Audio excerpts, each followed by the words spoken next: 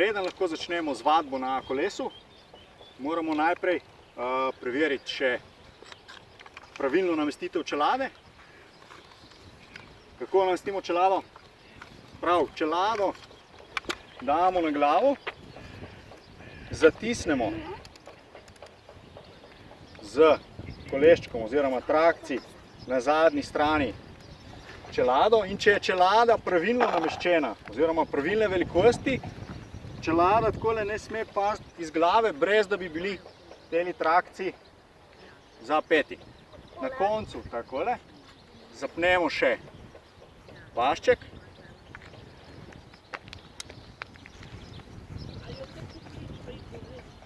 Ki ne sme biti preveč ohlapen, toliko, da lahko eden, maksimalno dva prsta ustavimo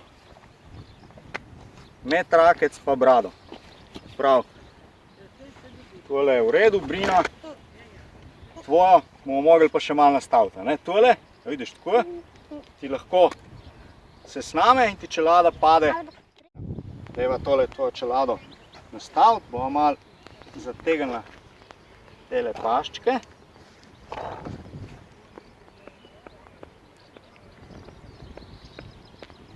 Takole, da ja zdaj probati. Tako. Probava zdajle, takole dva prsta.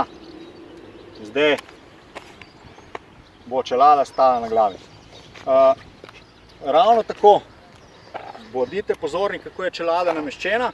Se pravi, en do največ dva prsta naj bi bila linija nad obrvmi.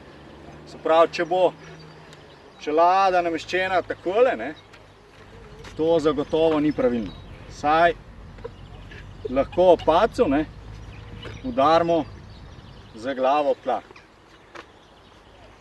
No, dajmo, ajde. Hitro namestiti pravilno čelade, da lahko gremo na kolo.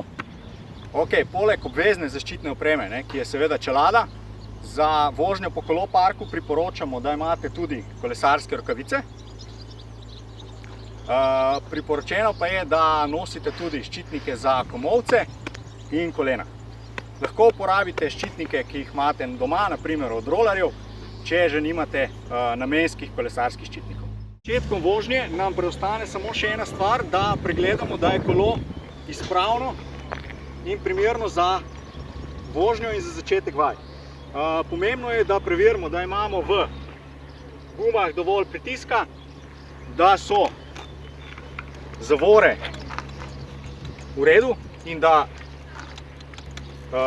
delajo, da imajo dovolj moči.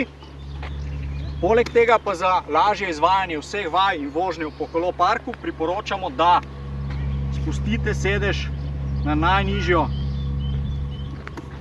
višino, ker boste tako imeli več prostora za gibanje in pumpanje. Kot smo že prej omenili, pred začetkom vsake športne vadbe moramo najprej narediti kaj? Najprej narediti ogrevanje. Tukaj bomo naredili nekaj razteznih vaj, kasneje pa bomo v tem prostoru naredili še kratko ogrevanje oziroma eno igro z kolesi. No, pa dajmo kar začeti, začnemo z glavo, pa naredimo 10 krogov v vsako smer. Ok, sta? No, super, gremo potem kar na roke, pa krožimo naprej 10 krogov. Ko zaključimo naprej, gremo še 10 krogov nazaj. Super, stopimo malenkost širše, pa gremo zasuke v stran. Se pravi, tako da ena roka gre nazaj, pogledamo za roko. 10 v eno, 10 v drugo stran. Ok, super. Gremo naprej na boke. Roke v bok in krožimo. 10 krogov eno smer, pa 10 v drugo.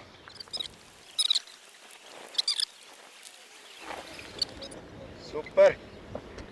Gremo na predklon, se pravi ravna kolena, pa z rokami. 1, 2, pa še zaklon, nazaj. 1, 2, pa spet. Gremo izpadni korak, ena noga gre naprej, drugo stegnemo zadaj, trup je gor visoko in takole rahlo potiskamo boke proti tlom.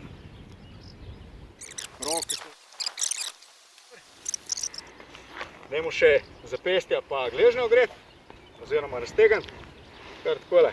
Lahko delamo oboje hkrati, malo vrtimo gležnje, malo zapestja. Mogoče veste, zakaj moramo narediti ogrevanje?